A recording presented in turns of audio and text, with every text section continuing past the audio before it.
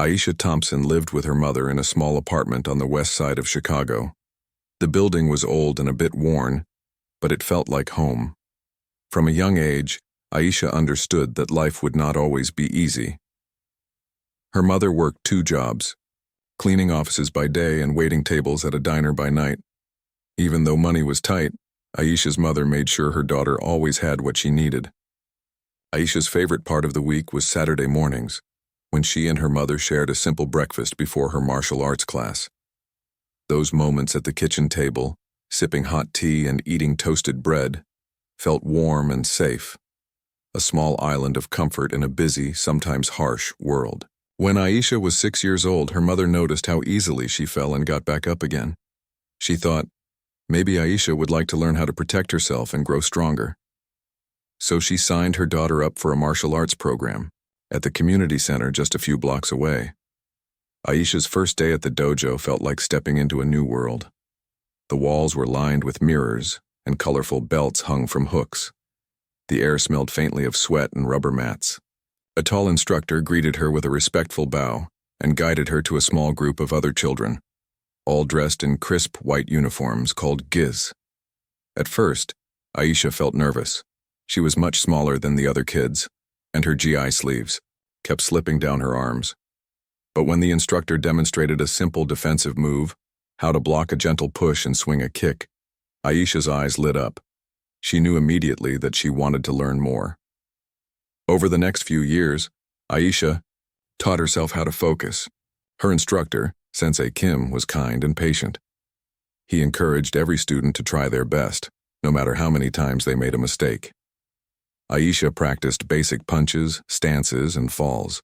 She fell a lot, but she always got back up.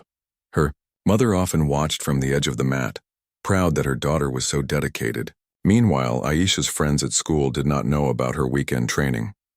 At Westwood High, Aisha kept mostly to herself. She arrived early in the morning to avoid the crowded hallways and slipped out late to head to practice. She refused invitations to parties, preferring to spend her free time reading books or helping her mother around the apartment. That quiet life suited her. She enjoyed watching older students in class, imagining herself one day moving as skillfully as they did. By the time Aisha reached the age of 15, she had already earned black belts in 2 martial arts, Hapkido and Brazilian Jiu-Jitsu. At the community center, older students looked at her with respect. They saw how calmly she moved, how her eyes stayed focused even during fast drills. She did not speak much in class. She let her movement speak for her. Some nights she would stay late to help clean up, wiping down mats and folding uniforms. While she worked, Sensei Kim sometimes told her stories about martial artists who used their training to help others, teachers who protected their students, athletes who shared their skills to build confidence in young people. Aisha thought about those stories often. She understood that martial arts was not only about strength, it was also about respect, discipline, and responsibility. Despite her growing skill, Aisha did not like to brag. At school, people called her quiet or mysterious, but few knew the secret behind her calm presence. She carried herself with a gentle confidence, for she believed in staying humble. Some students gossiped that Aisha once stopped a burglar who tried to break into her home. Others told tales that she could break an arm without trying. Whispers followed her wherever she went, but no one knew which stories were true. Aisha did not mind the rumors as long as people left her alone. She worried that if word got out about her abilities, teachers or neighbors might expect her to intervene in every problem. She did not want that pressure. She just wanted to go to school, train at the dojo, and help her mother around the house. Inside Aisha's apartment, her mother sometimes worried about her daughter's future. She knew Aisha was smart and disciplined, but the world could be unkind. One evening after washing dishes together, her mother looked at her and asked, "Aisha, what do you want to do after high school?" Aisha paused, her wet hands resting on the countertop. She looked out the small window at the brick building, across the street. "I'm not sure yet," she said quietly. "Maybe use my martial arts to teach kids. Maybe go to college. I just want to help people." Her mother nodded, a proud smile on her face. She had always known her daughter was special, even on days when Aisha felt ordinary. They finished drying dishes in silence, a comfortable quiet that only comes between those who truly understand one another. Aisha's days followed a familiar rhythm. She woke before sunrise to help her mother pack lunches. She walked to school with her backpack slung low on her shoulders. In the hallways, she felt the occasional stare, sometimes curious, sometimes cold. Students who did not know her thought she kept to herself too much. A few tried to befriend her, but when she declined offers to hang out or join clubs, they stopped asking. Aisha did not mind. She used her quiet time to study hard, keeping up her grades. Her teachers noted that she was polite and attentive, though she rarely spoke in class. They saw in her an inner strength, a mature understanding beyond her years. Occasionally, a teacher would ask if she was all right since she seemed so alone. She would simply nod and say, "I'm fine, thank you." At the dojo, the world felt different. There, Aisha belonged. The moment she stepped onto the training mats, she let go of the day's worries. She bowed to Sensei Kim, who often smiled and reminded her to keep her mind clear. In class, Aisha practiced forms, carefully choreographed sequences of movements designed to teach balance, timing, and technique. Her favorite was the Hapkido wrist lock, a move that required precise placement of her hands and control of her opponent's energy. She also loved the gentle art of Brazilian Jiu-Jitsu, which emphasized using leverage rather than brute force. When a training partner tried to pin her, Aisha learned to stay calm, think through her options, and apply a gentle squeeze or a smooth transition to escape. She liked how martial arts taught her that strength was not only physical, it was mental and emotional as well. Her training partners admired her focus. Some of them were older boys, much bigger than she was, yet she never seemed intimidated. When someone accidentally kicked her too hard during sparring, she would step back, dust herself off, and say, "Let's try that again." She showed no anger, only determination. Over time, the older students came to expect her to help them during drills. If they were confusing a technique, they would ask Aisha for advice. Even though she was one of the youngest black belts in the academy, she never let it go to her head. She simply demonstrated the move, making it look easy. Then she would say, "Remember to stay relaxed. Let your body flow." And when they tried again, she would nod and smile, pleased that she had helped them improve. Outside the dojo, Aisha's world could feel colder. She noticed how students sometimes shifted away when she walked by, as if her quiet confidence made them uneasy. A few girls tried to become friends, asking her to join study groups or to sit with them at lunch. She always said no, explaining that she needed to finish homework or help her mother. They stopped inviting her after a while. Boys in gym class occasionally shot her teasing looks, but when they realized she was not interested, they left her alone. Still, Aisha carried a small knot of worry in her stomach every morning as she walked to school. She knew that if someone provoked her, she could handle herself, but she did not want to fight if it could be avoided. Every day she hoped that today would be calm, that no one would challenge her. Inside her apartment, her mother often reminded her daughter to keep her head down and avoid trouble. "People might try to test you, Aisha," her mother would say. "They might not know your heart. They might think because you study martial arts, you want to pick fights." Aisha understood. That was why she never talked about her training at school. She wore her plain school uniform without any martial arts patches. Only her friends at the dojo knew how good she was.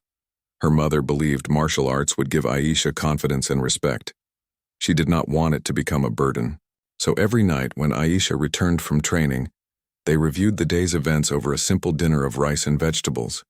Her mother would share news about the neighborhood, who had a new baby, which building had a fire, or which neighbor lost a job. Aisha would listen and nod. She felt glad to be able to support her mother even in small ways.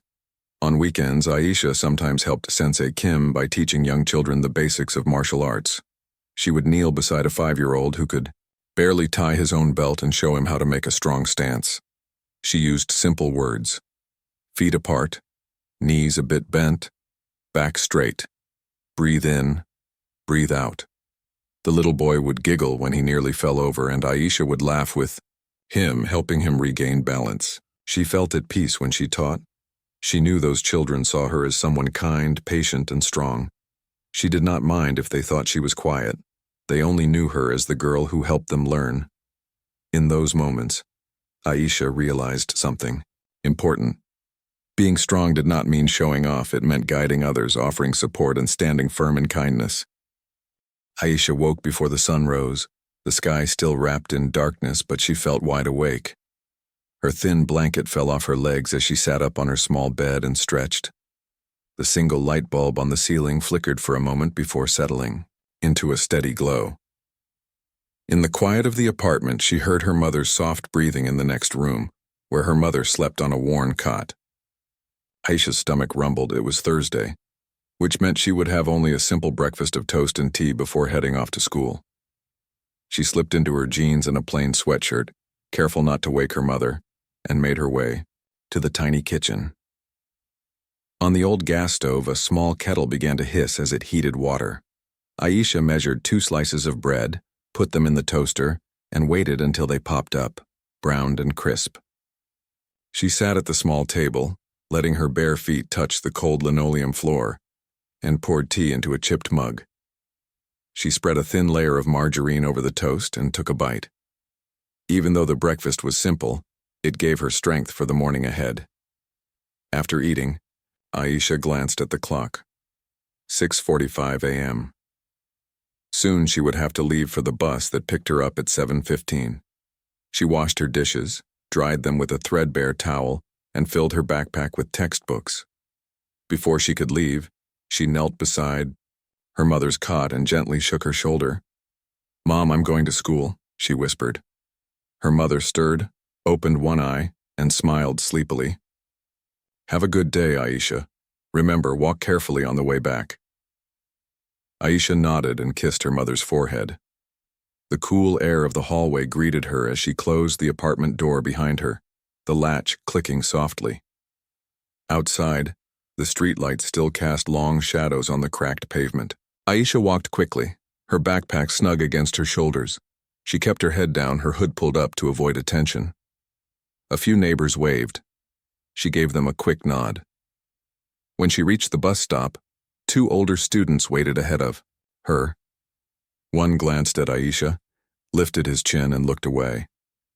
The other scrolled through his phone, not even bothering to say hello. Aisha stood quietly, holding the strap of her bag, uncertain if she should greet them or stay silent. Before she could decide, the bus rounded the corner, its headlights cutting through the morning fog. She climbed aboard, paid her fare, and found a seat near the window. As the bus drove off, she watched the city wake up. A man sweeping debris from a sidewalk, a shopkeeper opening the doors to a small grocery store, and a stray cat slipping into an alley. At Westwood High, Aisha stepped off the bus and crossed the street toward the front doors. Students milled about in small clusters, talking and laughing. Some carried breakfast from the cafeteria, others held their phones while checking messages.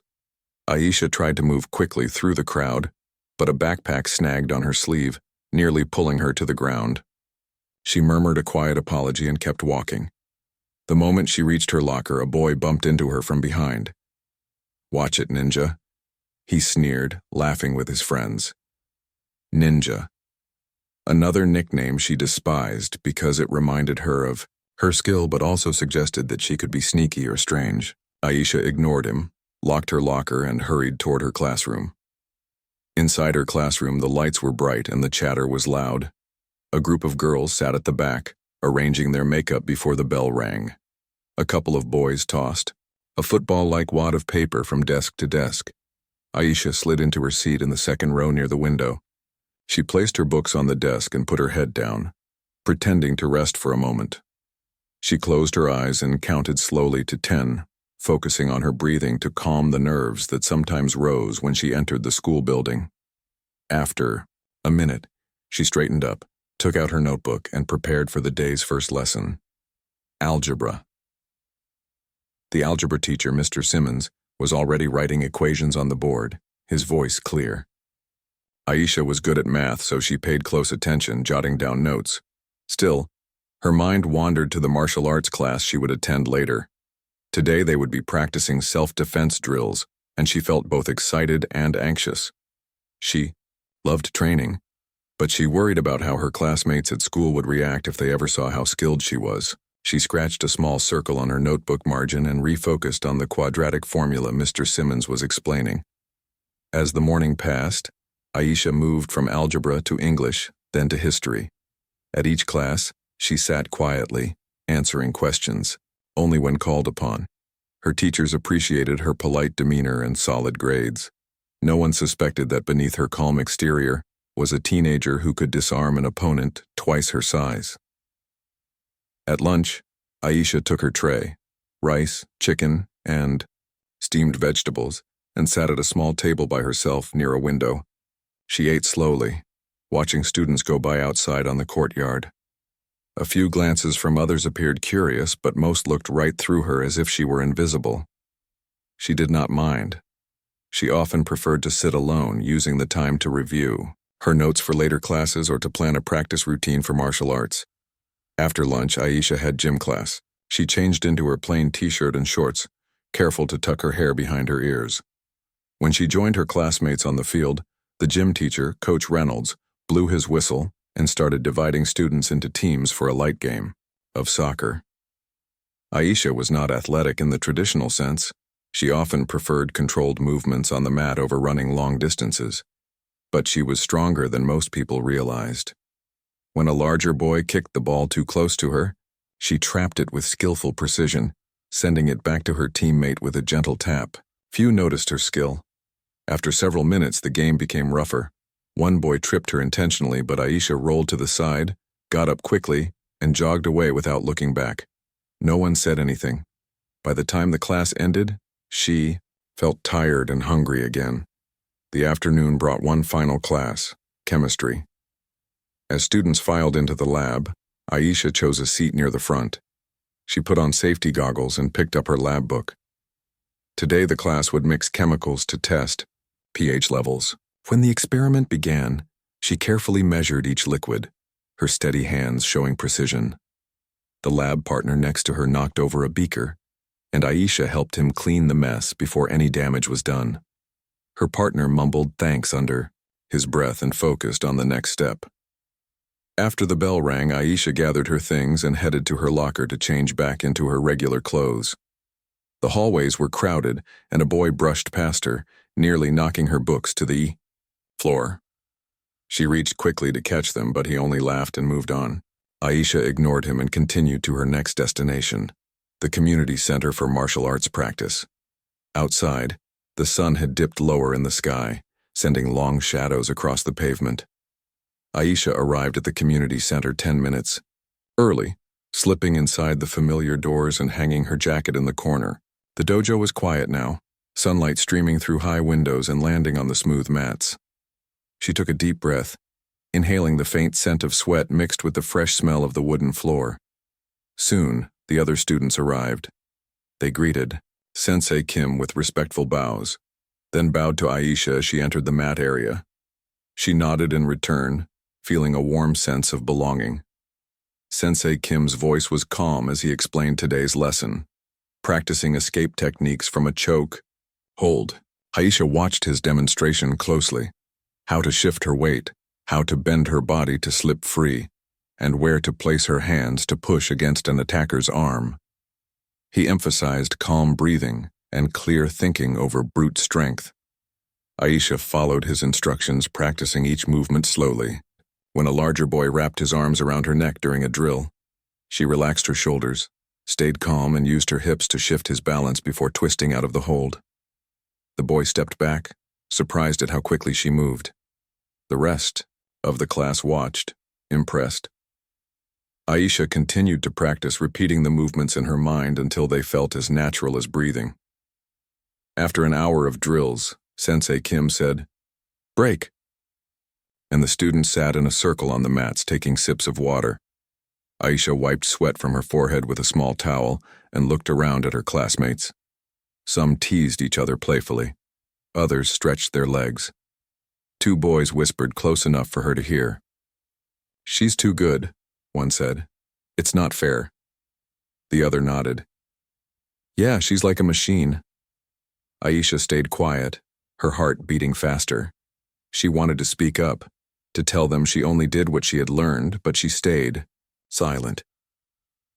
Sensei Kim called them back to attention, and they continued training until the session ended.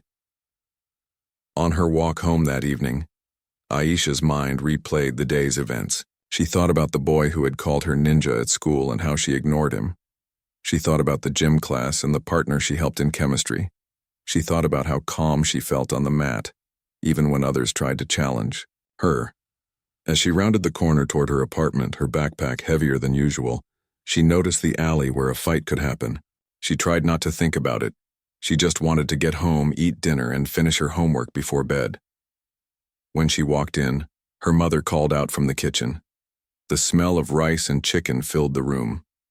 Aisha joined her at the small table and ate slowly, pushing vegetables around her plate as she thought about tomorrow. Aisha stepped off the bus later than usual that afternoon, the sky already tinged with deep orange as the sun prepared to set. The long day at school had left her tired. She carried her backpack with one hand, the other balancing a small water bottle and her martial arts belt inside a gym bag. She walked briskly along the cracked sidewalk, her senses alert to every sound and movement around her. The hum of distant traffic blended with the soft chirping of crickets, and leaves rustled quietly in the warm breeze. Aisha felt a familiar knot in her stomach as she approached the narrow alley she used to cut through toward home. It was a shortcut she had taken many times before, but today something felt different, an undercurrent of tension that made her pause. She stepped into the alley and immediately noticed three figures at the far end, partially hidden in shadow. Two of them were the boys who had taunted her at school that morning, and the third was a taller friend she had never seen before. Aisha's heart beat faster when she recognized their faces. The taller boy cracked his knuckles slowly, as if warming up for a fight. The afternoon sunlight glinted off his wristwatch, and Aisha could see a faint smirk on his lips. She took a careful step backward, her mind racing. All at once, she realized they had been waiting for her. Her chest tightened. She knew what was coming, and there was no one around to help. "Nice of you to join us, ninja," one of the smaller boys sneered, using the nickname they'd given her at school. Aisha's jaw clenched, and she forced herself to breathe evenly. She stood as straight as she could, reminding herself of her training. Stay calm, stay aware, and look for a way to diffuse the situation if possible. She placed her bag on the ground slowly, as if she wanted to show she carried no weapon. Her mind replayed the moves she had practiced countless times in the dojo: how to escape a grip, how to shift weight to avoid a strong blow, how to use an attacker's energy against himself. The taller boy took a step forward. "We're tired of you acting all high and mighty," he said, his voice low. "We just want to teach you a lesson." Aisha swallowed, her mouth suddenly dry. She thought of her mother waiting for her at home, worried that she would be late. She thought of Sensei Kim's words: "Only use your skills if there is no other choice. Always try to find a peaceful way first." Aisha lifted her palms slowly, a universal sign of peace. "Let's just talk," she said, her voice clear but steady. "I don't want trouble." Her words carried more courage than she felt inside, but she knew that if she showed fear, things could escalate quickly. For a moment, the taller boy laughed softly, the sound echoing off the brick walls of the alley. He closed the distance and slapped Aisha across the cheek, hard enough for her head to jerk sideways. The slap echoed in her ears, and for a heartbeat everything went silent. A bright flash of pain shot through her face, and she felt her heart pound in her chest. The two smaller boys joined in, each landing a slap on her other cheek in quick succession. Aisha's vision blurred slightly at the edges, and the taste of copper like iron brushed her tongue. She fell back a step, her knees nearly buckling, but she refused to collapse. She pressed a hand to her cheek, feeling warmth seeping through her fingers. One of the smaller boys stepped closer, raising his fist as if to strike again. The taller boy waved him back, saying, "Let's see what this ninja can really do." Aisha's heart pounded so loudly she could almost hear it in her ears. She closed her eyes for a brief second, recalling her training in Hapkido. How to use an opponent's momentum to deflect a strike. How to keep breathing even when the world spun around her. When she opened her eyes again, she found the taller boy's face inches from hers, his breath hot and threatening. She could smell the faint scent of his deodorant and something like cheap sneakers. Just as he swung his arm forward, Aisha moved. In one fluid motion, she shifted her weight back, avoiding the punch that cut through the air where her chin had been.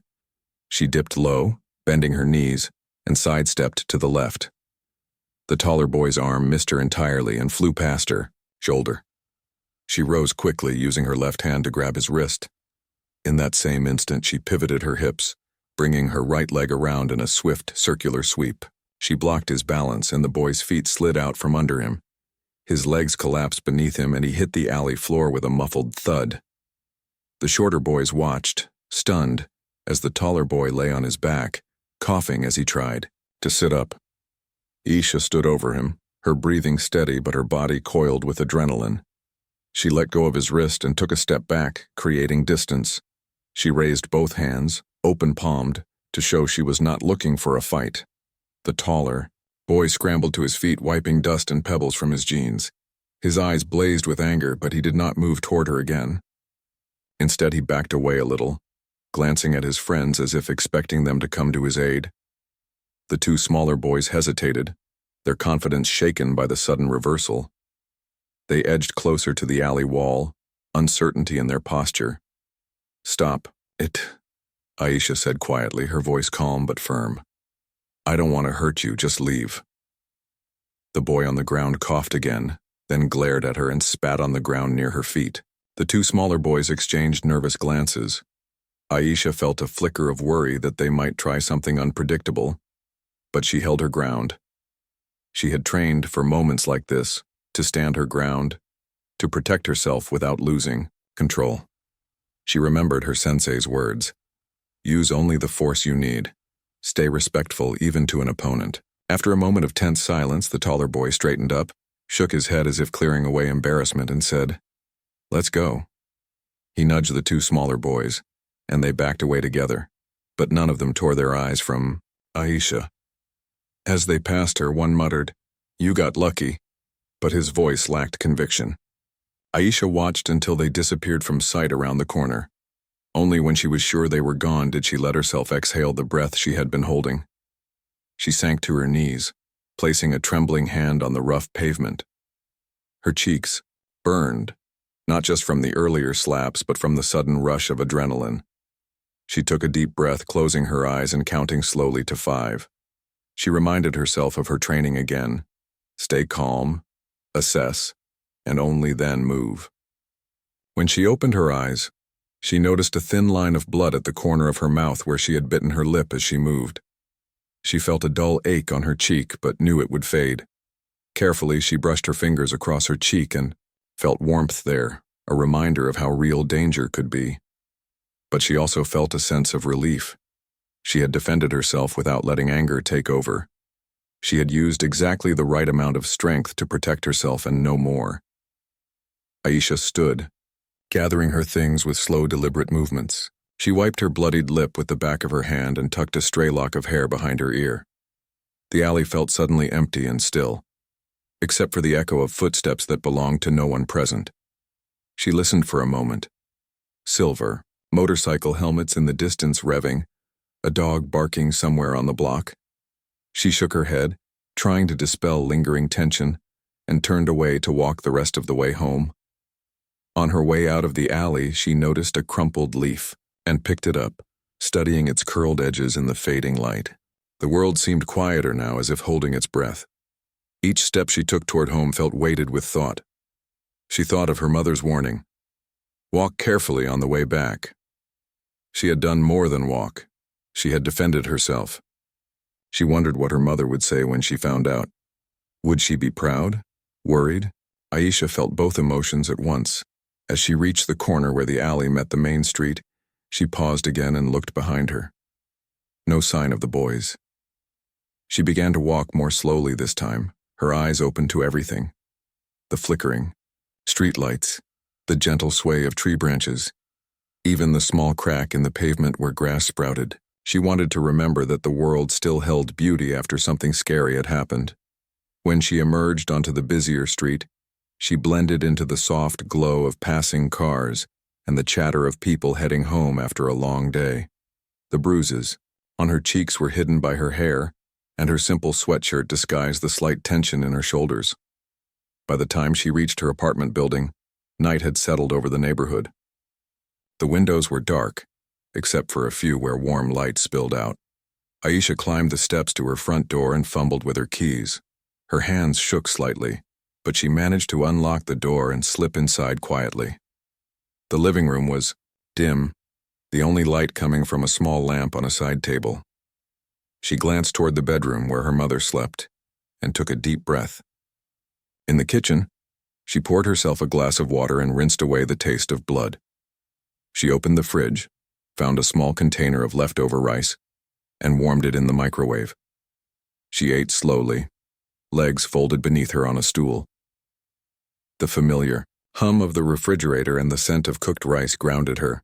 When she finished her meal, she washed the dishes and dried them carefully, her hands steady once more. She thought about tomorrow, how she would prepare for school, how she would explain her face to Sensei if he noticed. Yet it was too late now. The memory of the alley, of the boys closing in, and of the feel of her own strength pulsing through her. The next morning, Aisha stood in front of the mirror in her small bedroom, gently touching her cheek. A light bruise had formed where she had been slapped. It wasn't very dark, but it was still noticeable. She turned her head slightly, studying the other side of her face. Her lip had healed a little overnight, though there was still a faint line where she had bitten it. She sighed quietly. She didn't want her mother to worry. So she tied a soft scarf around her head and let the fabric fall in a way that covered the bruise. It wasn't a perfect solution, but it would do. In the kitchen, her mother was heating tea on the stove. "Good morning, baby," she said with a smile. "You're up early." Aisha nodded, forcing a smile. "I wanted to get ahead on my homework before school." Her mother looked at her for a second longer than usual but didn't say anything. She placed 2 mugs on the table and joined Aisha. They ate in peaceful silence, broken only by the soft clinking of spoons. Aisha's mind kept drifting back to the alley, the sound of footsteps, the echo of words, the sharp sting of that first slap. But more than anything, she remembered how it felt to stand her ground and not be afraid. That day at school, word had already spread. It seemed like almost everyone had heard about the incident in the alley, even though Aisha had told no one. Someone must have seen it from a nearby window or had passed by and told others. Whispers followed her through the hallways, and heads turned as she walked by. A few students stared openly, while others avoided her gaze. It was an unusual kind of attention, and Aisha didn't know how to feel about it. In her first class, she noticed students glancing at her scarf. One girl leaned over to whisper to her friend. Aisha kept her eyes on her notebook, pretending not to notice. During lunch, she sat alone as usual, but this time a group of students nearby kept looking her way. A boy in a red jacket approached her with a cautious expression. "Hey, was it true? What happened yesterday?" he asked, his voice low. Aisha looked up. "What do you mean?" "The alley," he said. "People are saying that you handled 3 guys by yourself." She paused, choosing her words carefully. "I didn't want any trouble. I just protected myself." The boy nodded slowly, impressed. "That's cool," he said. "Not many people can do that, especially without getting angry or making things worse." He smiled a little before walking away. Throughout the day, more students came up to her, not to tease or mock her like before, but to ask if the story was real. Some were curious, some were amazed, and a few even seemed thankful. "It's about time someone stood up to those guys," one girl told her in the hallway. "They've been bothering people for months." Still, not everyone was kind. The 3 boys who had confronted her in the alley hadn't returned to school that day. But a few of their friends gave Aisha hard looks in the hallway, their faces tight with something between anger and embarrassment. Aisha knew they were upset that someone like her, quiet, unnoticed, had defended herself in a way they didn't expect. When Aisha walked into the community center that evening, Sensei Kim was waiting by the mat with a thoughtful look on his face. "Aisha," he said calmly, "can we talk for a moment before class?" She nodded and followed him to a quiet corner. He looked at her scarf, then into her eyes. "I heard something happened yesterday. I won't ask for every detail unless you want to tell me, but I can tell from your energy that it was serious." Aisha looked down at her hands, then back at her teacher. "They tried to scare me, but I stayed calm. I only used what I needed. Nothing more."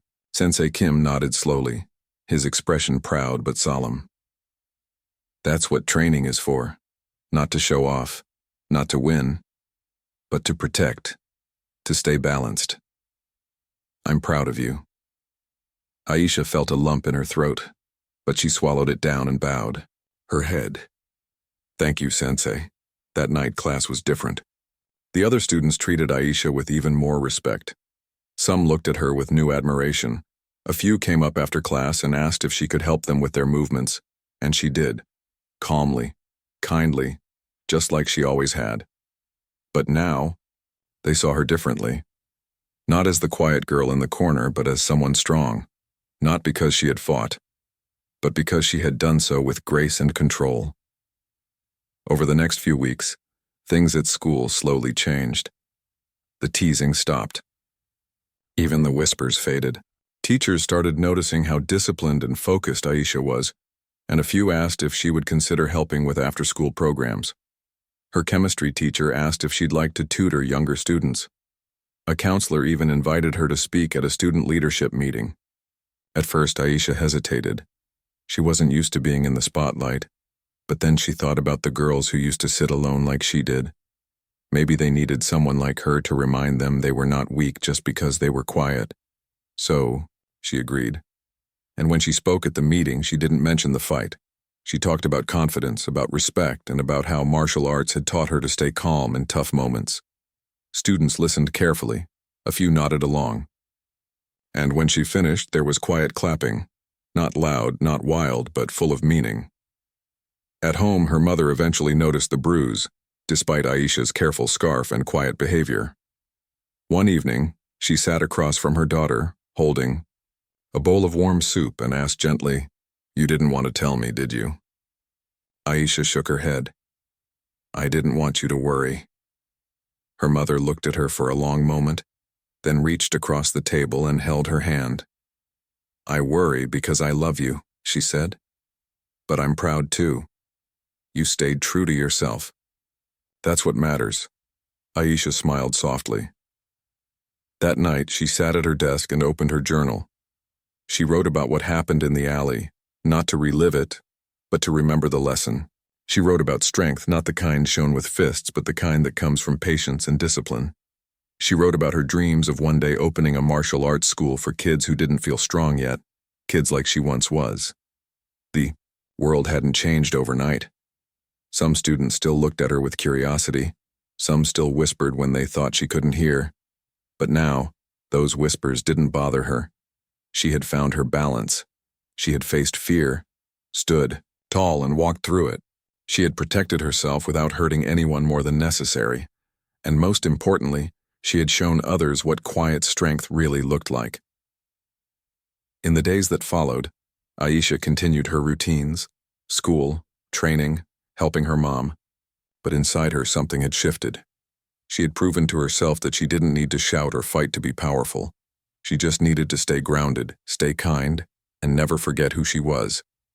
And even though she never asked for it, people began to notice, not because she wanted attention. Aisha stood on the mat in the center of the community center dojo, her black belt tied neatly around her waist. The afternoon sun poured through the high windows, making soft golden shapes on the polished floor. Around her stood a small group of children between the ages of 5 and 10, each wearing a white martial arts uniform. Their belts were still yellow or white, their eyes wide and full of excitement. Some of them had never been in a class before. Others were returning students who had heard stories about Miss Aisha the calm, quiet girl who could move like water and never raised her voice. She smiled at them gently, bowed, and said in a warm voice, "Let's begin." The children returned the bow, some a little wobbly, but she didn't mind. She remembered how it felt to be their age, standing on this same mat, unsure and nervous but eager to learn. Now, years later, she had become a mentor, not just because of what had happened in that alley weeks ago, but because of how she had chosen to respond. And now people looked at her with respect, not because she fought, but because of the kindness and wisdom she showed in every situation. After class, the children ran to their parents, chattering excitedly. Aisha stayed behind to clean the mats, wiping them down with a damp cloth. She liked the quiet that came after class, when the sounds of laughter and footsteps faded into stillness. As she worked, Sensei Kim approached her with a folded piece of paper. "This came for you today," he said, handing it to her. She opened it and read the neat handwriting. It was an invitation to speak at a citywide student leadership event. The letter said they had heard about her story, how she had handled herself with discipline and calm, and wanted her to talk about strength and character. Aisha looked up, surprised. "Me?" she asked. Sensei Kim smiled. "Yes, you." A few days later, Aisha stood on a stage inside a large school auditorium. The lights above were warm, and the sound of quiet chatter filled the space. Rows of students from schools all over the city sat waiting. Teachers and parents filled the back seats. Aisha wore a simple blouse and pants. No karate uniform, no black belt, just her. When she stepped up to the microphone, her hands trembled slightly. She took a deep breath and looked out at the faces before her. Some students had already heard parts of her story, but now she would speak her truth in her own words. "Hello," she began, her voice steady. "My name is Aisha Thompson. Most people know me as the quiet girl who practices martial arts, but I want to talk to you today about what strength really means." The room grew still. She paused and then continued. "Some people think strength means fighting, but I've learned it means knowing when not to fight. Strength is walking away from anger, even when you've been hurt. It's choosing respect when it would be easier to react. It's being kind even when others are not." She shared a little about the day in the alley, how scared she was, how she didn't want to hurt anyone. She told them about the voice in her head reminding her to stay calm, to use only what she needed, and to keep her heart steady. She didn't share every detail, only what mattered. She finished her speech with a message for students who felt like she used to, quiet, unsure, or ignored. You don't have to be loud to be strong. You just have to know who you are and believe in what you stand for. When she stepped away from the microphone, the room stayed quiet for a heartbeat, and then came the sound of clapping, gentle at first, then louder and more sure. Aisha bowed her head slightly, her heart full of emotion. After the event, many students came up to her, thanking her for her words. A few teachers asked if she would visit their schools to speak to other students. One girl, about 14, looked at Aisha with shining eyes and said, "I used to think I had to be mean to survive, but maybe I can be strong without that." Aisha nodded, knowing how that felt. She didn't give long speeches or lectures. She just listened, smiled, and offered her support. Back at school, things changed even more. Aisha was now helping with peer mentoring programs, guiding younger students who felt lost. The teachers trusted her. Her classmates now asked her for help, not just with schoolwork but with personal problems too. She remained the same quiet Aisha, but people listened to her differently now. One afternoon, as she walked past the bulletin board in the hallway, she noticed a new poster. It had her photo on it, taken during the leadership event, and the words, "Be calm, be kind, be strong." At first she blushed and looked around, unsure of how to feel. But then she smiled softly. It wasn't about fame or attention. It was about inspiring others to believe in their own strength, just like she had learned to believe in hers. At home, her mother hung the invitation letter on the wall next to Aisha's martial arts certificate. "Look at this," she said with a proud smile. My daughter, the speaker, the leader. Aisha laughed gently and hugged her mother. Thank you for always believing in me. That weekend, Aisha returned to the community center for her usual training session. After class, a little girl with a white belt tugged on her sleeve. Miss Aisha, she asked shyly, will I be strong like you one day? Aisha knelt beside her, placed a hand gently on her shoulder and said, You're already strong. You just have to remember it when it matters most. The girl beamed and ran back to her group. Later that evening, Aisha walked home through the same streets she had walked every day. The alley she once feared now looked different, not because it had changed, but because she had. It no longer held power over her. She had turned a frightening moment into a lesson of courage, balance, and self-respect. She passed by neighbors who now smiled at her. A local store owner waved from his counter. Even the kids playing with soccer balls paused to greet her with cheerful hellos. People in her neighborhood had started seeing her as someone who stood not just for herself, but for everyone who had ever been overlooked. Aisha paused at the corner and looked up at the sky. It was filled with soft clouds glowing from the setting sun. She took a deep breath and felt peace settle in her chest. Her life wasn't perfect. Challenges would come again. But now, she knew she could face them, not with anger, not with fear, but with steady breath, clear thought, and a calm heart. She stepped forward stronger than ever, not because she had fought her way through, but because she had chosen the path of patience, purpose, and peace. And from that day forward, her story lived in the hearts of many, not just as the girl who knew martial arts, but as the girl who showed the world what quiet strength really looked like.